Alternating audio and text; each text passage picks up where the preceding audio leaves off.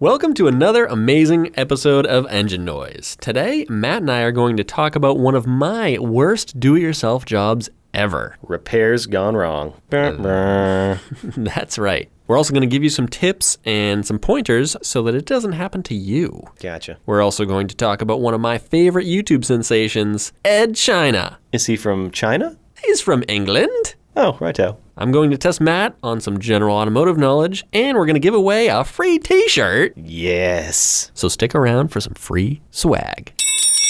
Engine Noise Podcast is brought to you by 1AAuto.com. Quality auto parts that ship quickly and come with thousands of free online videos that walk you through your installations. Didn't you just order a bunch of parts from 1A? I actually did. I just bought rear rotors and rear brake pads for my Chevy Avalanche. 1AAuto.com. Quality auto parts and thousands of free online how-to videos.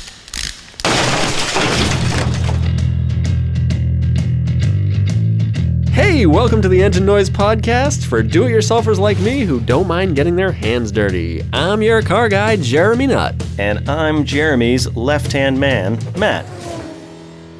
Matt, have you ever heard of Edd China? I have not. Okay. Edd China is awesome. He's a guy that you want to be friends with. Prove it. Okay, fair enough. He and a guy named Mike Brewer had a program on, I think it was the Discovery Channel or Velocity or one of those channels that has a lot of like automotive content on it. Mm-hmm. This is a show called Wheeler Dealer, and it takes place in the UK somewhere. Mike Brewer is sort of he's like a car salesman. He's good at buying and selling. Yeah. And Edd China is like his, I guess, sidekick. And Edd China is the car guy. He can fix anything. He can paint things, he can build things, he can cut and weld, whatever you want. Okay. Edd China can do it to a car. They would buy cars that were like used, kind of beat up cars. Then Ed would go through them and fix them all up. And there would be like a budget. They would then try and sell the car and try and make money. Yeah. And it was a pretty cool show. It was really genuine. I don't know if it was real or not, but it felt real. Yeah. But I mean, this started in 2003. And as far as I know, they're still making this show, though Edd China left in 2017. Why did he leave? Great question. In 2017, the Discovery Channel put out some sort of message that said that Edd China was leaving the show to pursue other opportunities. The same day or the same week or something like that, Edd China put out his own YouTube video that said, Discovery Channel wanted me to do things that I thought were not good for the show. Basically like cut back on some of the repairs he was doing, and sort of like it felt to me like that he was saying that they were sort of limiting him? Yeah, limiting him, and he was afraid that he was losing his, I guess, integrity because of what they were having him do or not do on the cars. Okay. So like he's a great mechanic. Yeah. He doesn't want to like skimp on some jobs I gotcha, because of the recording of the program. Right. So he wanted to keep it real and do what the right thing was. Yeah. So he left the show. Well, that's a good move. Yeah, good move. Kind of a bummer, but... Yeah, and the cool thing is, Edd China is just a cool guy. So I'm going to give you some fun facts about Edd China real quick. Hit me. He did the show called Wheeler Dealer from 2003 to 2017. Yeah. He also has some Guinness World Records. Ooh. Yeah. Do you want to take any guesses at what kind of records these might be? I feel like they're not even related to the show whatsoever.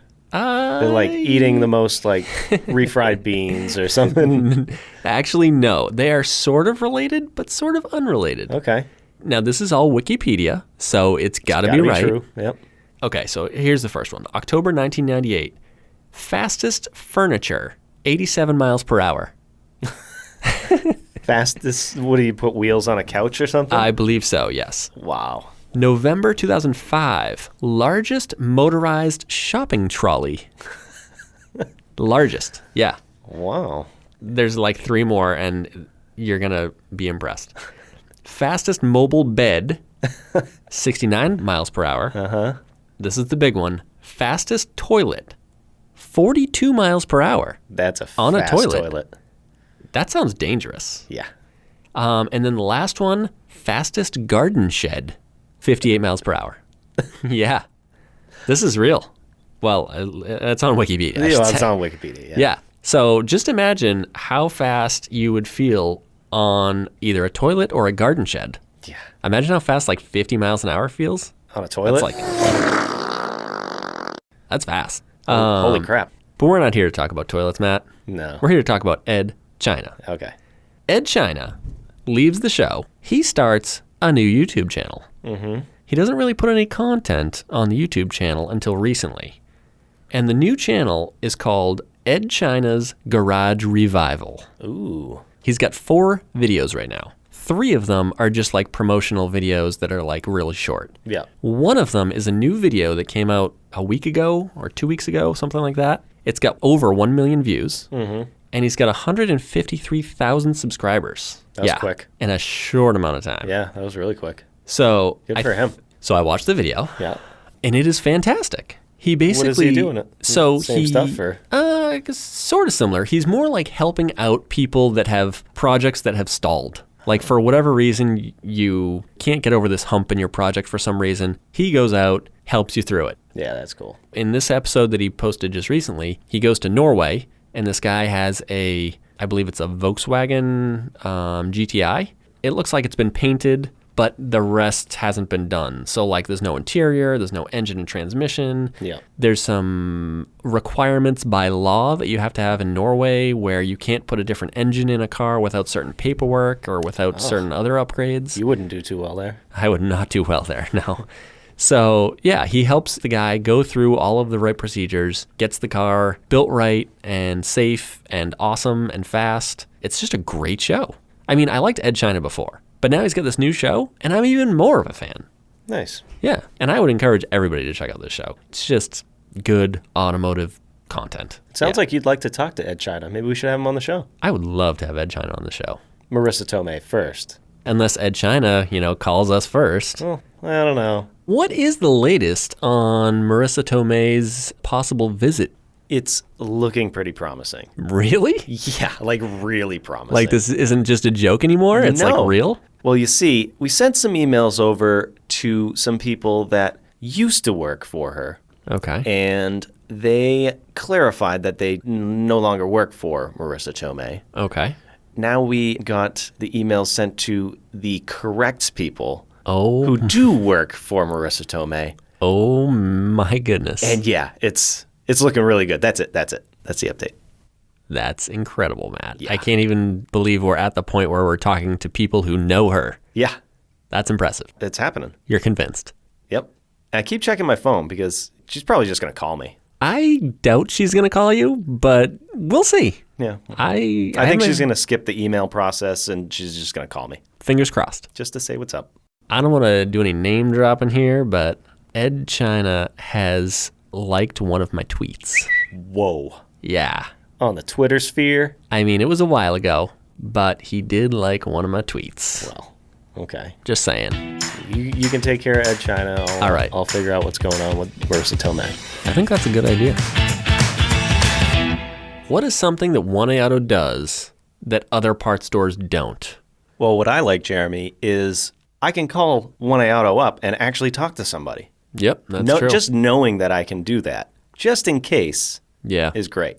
Yeah, I agree. And they actually talk to you like you're a person, want to solve your problem. One thing that I like about 1A, the parts fit. That sounds like an obvious thing. Like if you're buying auto parts for your car, they're going to fit. But in the 80s and 90s, aftermarket auto parts, they sort of gained this notoriety for not fitting or not working for more than like a week. Yeah. But in reality, the aftermarket parts are made to the same quality or better than the original OEM parts. Because if your OEM part has broken and you put another OEM part on there, you're replacing a known bad part with a new part that's going to break. Yeah, that makes sense. When you're buying an aftermarket part, especially from a company that you can trust like 1A Auto, you're buying an aftermarket part that they've put the effort into in knowing that it's a quality part and it's at least as good, if not better than the original part that has failed on your car. Good point. They've tested the parts. They have car experts that check out the parts and make sure that they are the quality that we need. As a customer, you get the part and you know it's going to fit your car right. And you know it's going to last because it's a quality part. And it comes with a great warranty. And they wouldn't offer a great warranty if it wasn't a great part. 1AAuto.com, quality auto parts that actually fit.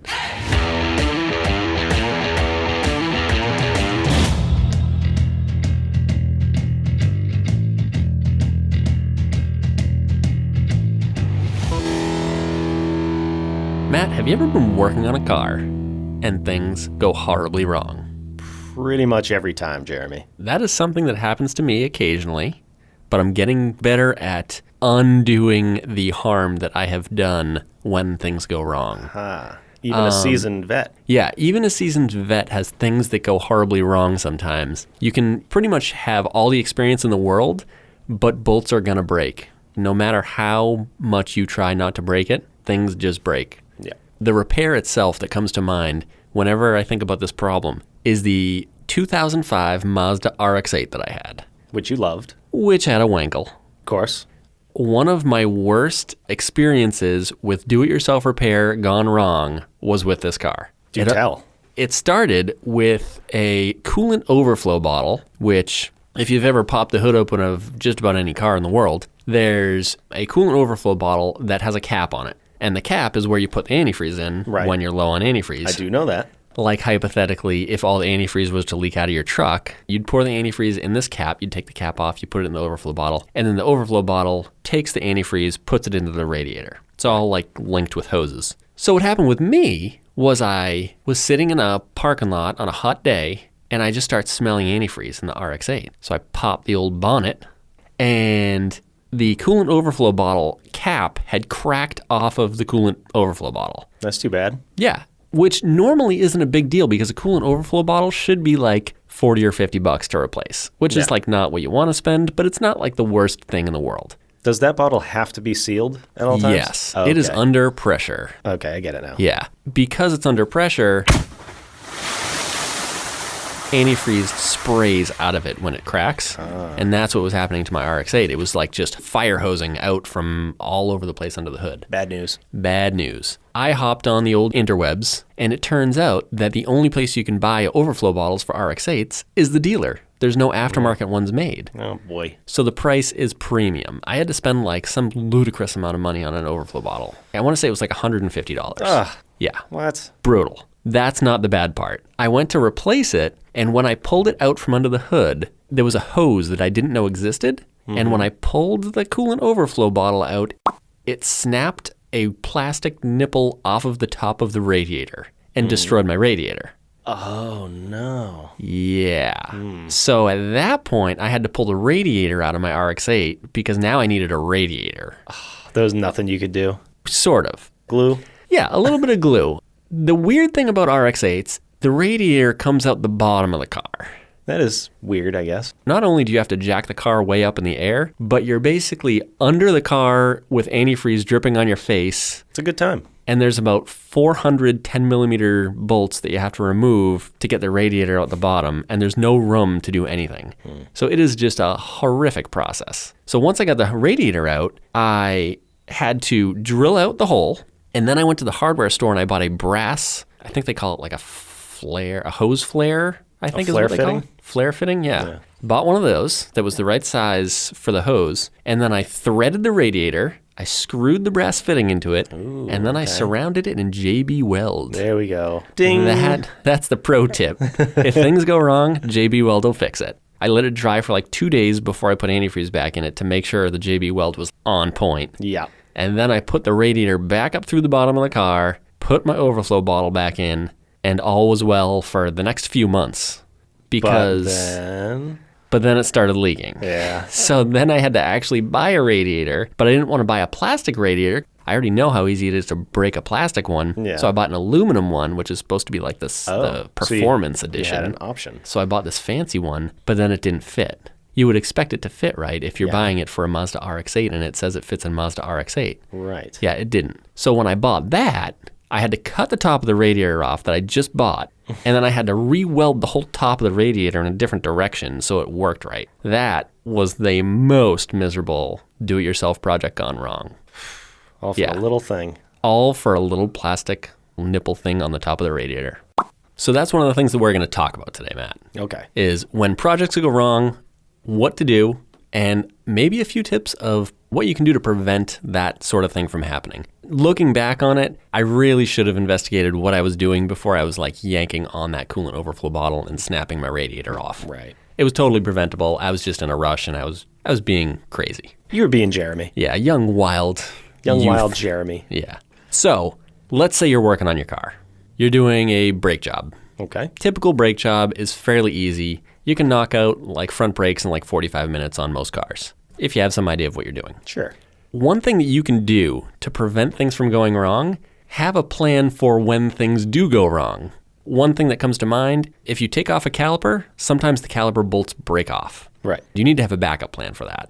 Are the calipers available at a local parts store? Or good call. Should you have bought them in advance and planned to replace them anyways? Sometimes caliper brackets, they have sliders that brake pads slide on, and those sliders sometimes come with brake pads and sometimes they don't come with brake pads. But they will often like rot out or be damaged when you're doing a brake job, and you need to have a plan for where you're going to get those sliders. Right. So there's a lot of things that you can do in advance, not necessarily pay more money, but just have like in the back of your mind for when things go wrong, this is what I'm going to do. Like, don't start working on your car in a driveway that you can't get another car out of. Yes, I have done that many times. Take apart a car in front of another car, and now you can't get a car out of a garage or something like that. Right, and so that's your only way to get to the store, get the thing that you need. Yes, I have definitely been there before. That's embarrassing. It's more embarrassing when you have to go explain that to your significant other. Like, look, the car is apart in the driveway, and we need to get the other car out to go to the parts store, but I can't move the first car because it's all apart. How do you feel about jogging? Yeah. I'm going to go for a long walk. Yeah. Could be a few hours. So yeah, I think that sort of applies to most repairs though. Like if you're doing a window regulator, be prepared for the door panel clips to break because they're probably going to. And, have some JB Weld around to glue the panels back together or the clips back on the door panels. Sure. If you're working under the hood, things are rusty because things get hot and cold all the time. If you're doing exhaust work, all the exhaust bolts are going to break off. No matter what? Just no matter what, yeah. If you live in any place that has rust, all the bolts are trash. Just throw them away. So when I'm doing exhaust systems, for example, I will just ignore all of the bolts, don't even get my wrenches out, and I will just cut every single bolt off of the exhaust system and throw it in the trash. Skipping right to it, huh? Yeah, I don't even mess around with bolts at this point. It's so much effort to like heat the bolt up with a torch and then spin it with a wrench quarter turn and like then you have to do it the other way and hope the bolt comes out. And then it might break anyways. Yeah, and after 30 minutes, then you snap the head of the bolt off. And you're like, okay, well now I have 30 minutes into a broken bolt that I'm not even going to reuse. Yeah. So what you should do is if you're doing exhaust work, the bolts don't matter, buy new bolts, cut them all off with a torch or a cutoff wheel, and don't even mess with it. It's just so much easier. That's a good tip right there. I like that. The point is, before you hop into a job, think of all the things that could go wrong. You could even write them down. If you're not familiar with the job, write down things that could possibly go wrong. And then have a plan for what happens when those things happen. Yeah. Like, can you get the parts locally? Should you have bought them in advance before you even start this project? And some things you can just return anyways. Yeah, exactly. You don't use it. It's brand new. Another thing to have around is have like a fellow car enthusiast available. Yeah. Maybe not necessarily with you, but if things go wrong and you just need a second opinion on things. A little more confidence. Yeah, it's good to have a fellow car enthusiast on the line. Yeah. My friend Jason is my car guy. Yeah, and I think I am exactly the same for him. Yeah. Like the other day, Jeremy, when we teamed up with the 1A Auto video team to shoot some promos. Yes, that was a fun time. Engine noise. I've said before, and I'll say it again, the truck doesn't go far, but that day it had to go a little further than I wanted it to, and luckily you were there. I see you crouched down on the ground. It was a little hot. I'm looking at you, and you're like, Matt, does your truck have AC? And I'm like, oh man, he's hot. He must want to cool off. No, my truck doesn't have AC. Well, you got a problem then with coolant just pouring out of the bottom of the truck. I was hoping that the AC was on and it was just dripping the condensation off the pipes or whatever. Yeah, I didn't realize that's what you were talking about until I saw the massive pool of coolant coming down. Not the case. Yeah, there was a rubber hose that blew on that and poured a whole lot of fluid out of Matt's sweet, sweet truck. Yeah, a sweet Dakota. But it's okay. We took care of it. See, it was good to have you there because you had the confidence enough to laugh at me. Exactly. And I knew that everything was going to be okay. Yeah, no matter what went wrong with it, we could easily fix it. It's just a matter of, do you need a ride home or not? Right. Yeah. That's always the thing. So once you've kind of get past that point, it's just nuts and bolts. So yeah, having a backup plan, having a friend on the line that can phone a friend. Yeah, phone a friend that can kind of talk you off the ledge. Yeah. That's an important person to have. Then you're also going to want to have some special tools on hand, maybe a torch, maybe a giant hammer. Why not? Maybe some pry bars. Honestly, I'd say those 3 things are going to get you out of most jams. If pry bars don't work, then the hammer might. And if the hammer doesn't work, then you're going to need fire. So there's a pro tip. Yeah, then things get serious. Yeah. When all else fails, certainly check out the internet as well, because there's lots of people that have done this job before you have. Very true. And there's lots of good advice over there. There's obviously tons and tons of videos. Do your research. Those are some of my pro tips.